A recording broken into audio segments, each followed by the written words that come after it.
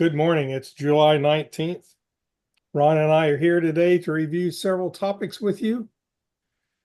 I have a license agreement with Ron to utilize his materials in this manner, and that agreement requires me to share this notice with you. I do have his written permission to utilize his products in this manner. And here's our standard disclaimer, which protects all of us participating in this meeting. Is the information that will be presented today is for educational and informational purposes only and is not advice. Anything we talk about today is covered by this disclaimer, and no one's going to be giving any advice, and you alone are responsible for how you evaluate and utilize this information. And I see here that I've got a typo already in the first agenda slide. We're not going to look at the first quarter so much as we're going to look at the second quarter results, but we do have the first quarter updates and second quarter. We'll talk about visions and what's the current status on that. Then Ron will take it through his market forecast. Then we'll look at the results. Current version is J. It was updated June 19th.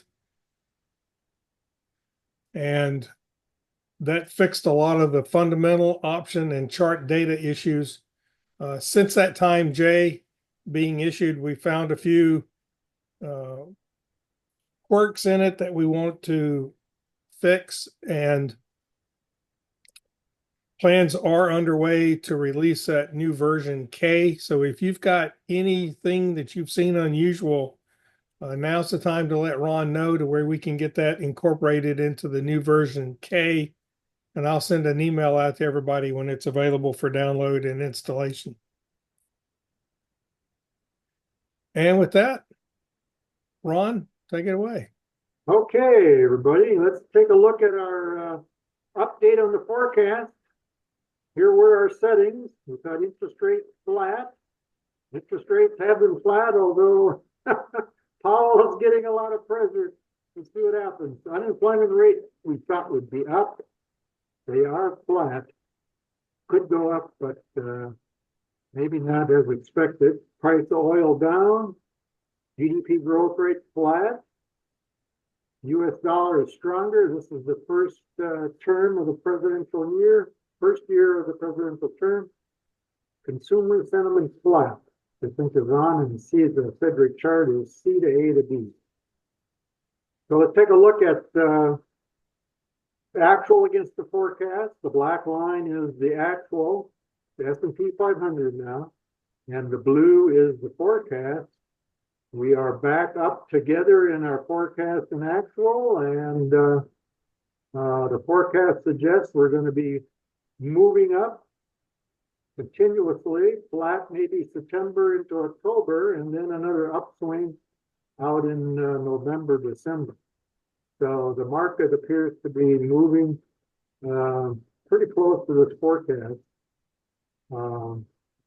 There's that one setting that we changed. We said oil prices, I think, were down on this one here. Now, I think the next chart we show them is flat. So here is oil prices flat. You can see it just kind of makes the black line on top of the blue line a little bit better, which is basically because oil prices have been flat. There's been some little, knee-jerk reactions to what's happened in the Middle East on oil, but it's been temporary. So for the year, really, we're still flat on oil. And I think depending upon what happens with the sanctions on Russia, oil probably will stay flat or might even go down. So I think that's going to be the one element here that will affect our forecast, and that is what happens with oil. So this is a flat. If oil goes down, then the blue line will go up. The lower oil prices increases the opportunity in the market. Everybody gets excited when the prices go down. So that would be the impact. Any questions? Commentary? Oh, here's outlook. This is for the next outlook for the next 90 days. It's kind of following a forecast. We have an upswing little flattening out there, September, October, and then the forecast said we're gonna be up to probably close to 7,000 by the end of the year. So that's got a ways to go yet, but I think we're on that kind of those path. Anybody have any questions, commentary? Agree, disagree? Yes, Better Ron, you are insight. forecasting interest rate to go up on 26 and 27. You want to comment a little bit more on that? On interest rates? Yes. Well, I guess, it's kind of looking forward. We're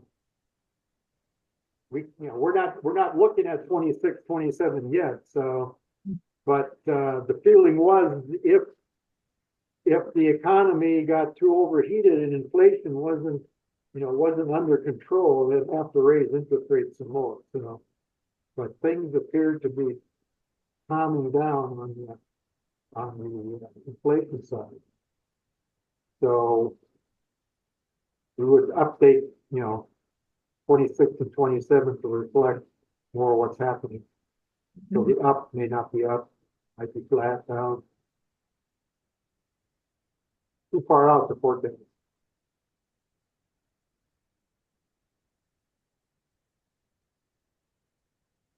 But what will the Fed do? I mean, Fed's under pressure. Are they, Trump calls them too late. He's too late for the party. Yeah. I think he should be cutting now because by the time something goes bad, it takes 6 months for it to get built or, to get absorbed into the market. So, he's pushing for a big cut, like 1 or 2%, which probably will not happen. So the next meeting, maybe there's a half point drop in interest rate. Hard to say. Hard to say. All right, Ron, thank you very much. Let's look now at the trade alert service performance. And before we get to the numbers, we'll go through the fundamental settings. We haven't made any changes to these. Sometimes we do at the mid-year, and Ron and I'll probably evaluate it in the next few weeks. So the criteria is obviously stock with options. Then the revenue per year, where our criteria is set at greater than 500 million. Market cap greater than 750. And then we've targeting revenue growth per year. We've opened that up and made it companies have got to grow. But we've said that we can allow some companies that are not growing, and we put that threshold at shrinking by 5%. Earnings, though, we want to see companies that are doing strong earnings. All 4 quarters have to be positive. A volume greater than 500K. Bare cash, companies still are carrying a lot of debt from the holdover when interest rates were very cheap. So we've looking at companies that have certainly not greater than 25 billion. Those are all the criteria that's in the books. Now we apply the criteria that we use for the trade alert. We're looking for stock price less than $125 a share. They've got to have weekly options. And you can see that's where we saw the greatest reduction from 553 candidates to 127. So that's a major filter. And then just a personal preference, taking out the foreign companies, the tobaccos, the REITs. It doesn't take a whole lot out, but nevertheless, it still reduces the list somewhat. And then after all that, we add the ETFs that have weekly options less than 125. And Ron and I apply, just a look at those to determine the ones that are in the list or not in the list. So we've got a candidate list of 142 equities that we're using right now. So in the second quarter, there were 13 weeks. We skipped 2 weeks And consequently, we've got the 32 trades as being accomplished. It's good to say that 30 of those were profitable. They generated $4,256 in profits. We had one loser, which was very small. The trade desk, TTD, lost $129. We closed 4 trades that were held greater than the initial 7-day period for a profit. We still have 1 trade that's open. That's Campbell Soup, or as they now say, just the Campbell's Company. They dropped the soup name. So we've 84% of our trades ended the same week that they were open. So that's a number we like to have high. We know that the greatest potential profit is achieved there in that first week. 31 of 32 trades are closed. That's a 97% closing rate. The win rate is the ratio of winners to loser, and we like that to be high also. The weekly return looks at the capital required for all 33 positions. The total days of those positions, 441 days, and the profit from those 32 positions. The longer we're in a position, the lower this percentage comes. Hence, we've learned it's better to shorten the holding time of positions. The greatest, as I said earlier, the greatest percent of profits generated in that first week. The average return does not take into account the holding time. It's simply the profit divided by the capital. The total return takes into account the average capital, which is what we call the position size, and the average time, which is our days holding. And so considering a 3-month period, the total returns 12% for those covered calls and cash secured puts. And that's really good.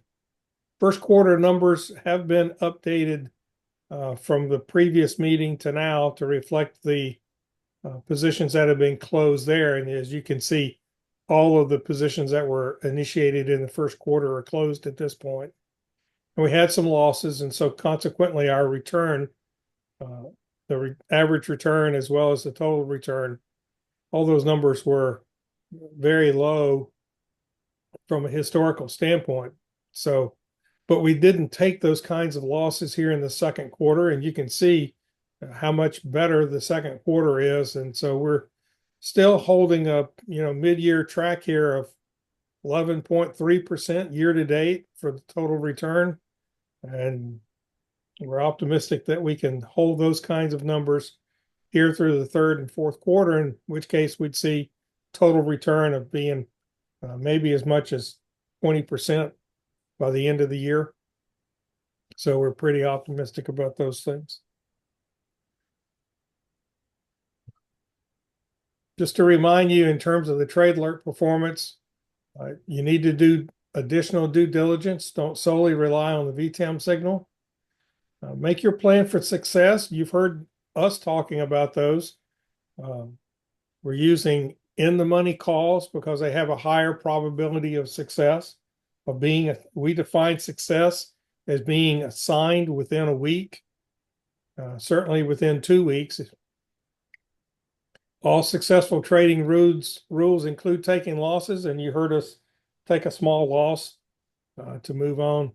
And then plan your exit strategy. We emphasize so much the entry strategy, but also you've got to have an exit strategy. Know that stop loss point. Think about how you're going to mitigate losses. Obviously, so far this year, we mitigated losses primarily by improving the second quarter's results. So year to date, we're doing fine in terms of those things. And with that concludes the presentation. Questions? Just one comment, Tommy, on the second quarter result.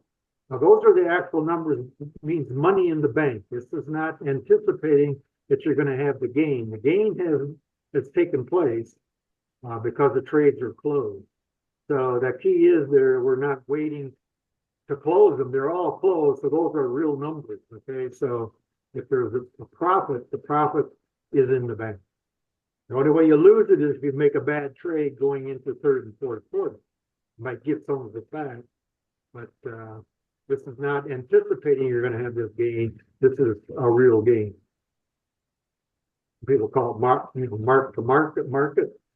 So those gains have been taken, and I guess you have to pay tax on the gain down the road. Yeah. There's that dirty word again. Somebody said taxes. The what? That somebody said that dirty word again, Mike. Taxes. Well, if you got to pay tax, you're doing something right. Right. All right. Any other questions? All right. I told Ron I was going to do this, so I'm going to share one more thing. Because I am pretty excited about this. We've continued working on the online version of Visions. Currently, we've got the index simulator, we've got Outlook, we've got the chart search engine, we've got options and fundamentals. Trade planners haven't really done anything on that other than just put a button here. But the thing I want to point out today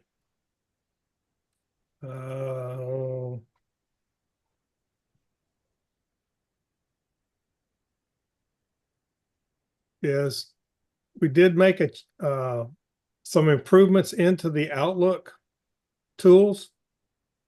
Take a little bit longer now to fire up, but we had talked about adding the ability to see the price in the future tied to option expiration dates. So we've done that now. So you see, these are all the possible option dates shown in Outlook. It's not all the options, but it's just the ones that the dates that fall within the blue line. And so we can evaluate what the price is. And so now then you say, what's these other things? Well, we were thinking about trying to determine, first thing is if you were to sell at this price, what would be the probability of assignment? And we looked at that and studied that, and Ron and I went round and round about that. And then we realized that probably the best thing to do is to choose the current price. So it's taking the current price, today's current price, and it's telling us the probability of assignment of that price for this day. So you saw that they were changing as we changed the date. You get a different probability of assignment. And then the other thing that people have asked over the years, how accurate is Outlook? And based on the Visions program and tracking it over the years, I had said, it's pretty accurate for the next 2 to 3 weeks, maybe a month. So what we've done is that we've actually calculated and we call this the Outlook factor. This tells you how accurate the price has been looking back. So if we go 4 weeks out into the future, which is August 15th, if you go back 4 weeks and you look at what Outlook was and how close the stock performed to Outlook in the past, there's the number. A 1 is the highest that can be, and the lowest it can be is -1. So an Outlook factor of 0.89 tells us that in the past 4 weeks, Outlook pretty much matched what the actual stock performance was. So that's going to vary over time. Here's a negative one that tells us that in the past week, Outlook thought it was going to do better than the stock did. But as you go out in time, you see it starts getting more accurate. So in this particular case, I would make the argument that Outlook's probably best used with this particular stock as an overall tool if you're looking for a longer duration in your equities. And Ron and I, we've only had this now for 2 weeks. And so we're still evaluating how well these numbers can be used in terms of providing some kind of trade advice or indicator of what to do, whether to go out of the money or to be conservative and stay in the money. And just throwing something out, we first said, if the current P of A is like 50% and the outlook factor is 0.5, that's probably a pretty good sweet spot. Not sure, but we're starting to keep track of trades that way and to see how well these can be indicators of the future. Because if we can model the future accurately, then we can certainly make sure we're not leaving too much money on the table. Obviously, we want to be conservative because that's where we get more success. But really, I think those are going to be a better tool when you're just selling calls. And a lot of times we've talked about selling calls that are going to expire. I know, Gretchen, you've talked about that topic a lot. And we're thinking that may be a good way to say, okay, what's the price going to be a month out? I certainly want to be higher than that. And how well is the model performing at that point in time? Well, it's fairly accurate. Looking back, I mean, that's what all technical indicators are. They look back and tell you how it would have been. And of course, then you're left to interpret that as to how it's going to be on your own. But that's probably the greatest improvement that we made to the online version at this point. And if you want access to that, that's included with your Visions license. And even though it's in a beta version and we're still, or maybe even alpha, we're still programming. A lot of times I'm working on it during the day and it won't be available. That's just the nature of it. It's not ready for prime time yet, but we're certainly moving in towards that direction. Right. So that new factor, it's like when I put together the formulas for the put factor. It took over time to say, okay, a put factor 1 or above is desirable. So we're trying to come up with that kind of a situation with the probability of assignment and that factor to say, okay, what combination should you be at to get a good positive result, a good positive indication that this trade, will be successful. So we're trying to improve the success rate with an indicator that's, kind of saying, okay, based on how it looked at the past, the forecast, okay, how well did the market actually follow that forecast? So again, trying to improve our results. Pass that on to you, because any information you get to get a edge in the market, okay, can be very, very profitable. So. And the great thing about this is being online is that you're not tied to a version being uploaded and updated, and you can use it from computer to computer. You can use an iPad now. You can use your tablets and all of that because it's a web browser system. It's web pages. So, and I've actually used it on my phone a couple of times, out and about, and want to see something, pull up my phone.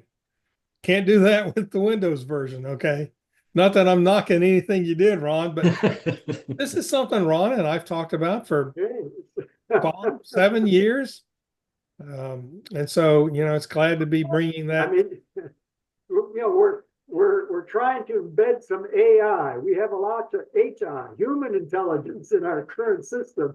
So we're trying to add some AI to improve our results. That's the key to the whole thing. You know, I always want to try to get an edge. So, you know, and my experience has been it's in the numbers. I mean, mathematics does help on making, you know, very, you know, important decisions. So, you know, trying to improve that result is the key.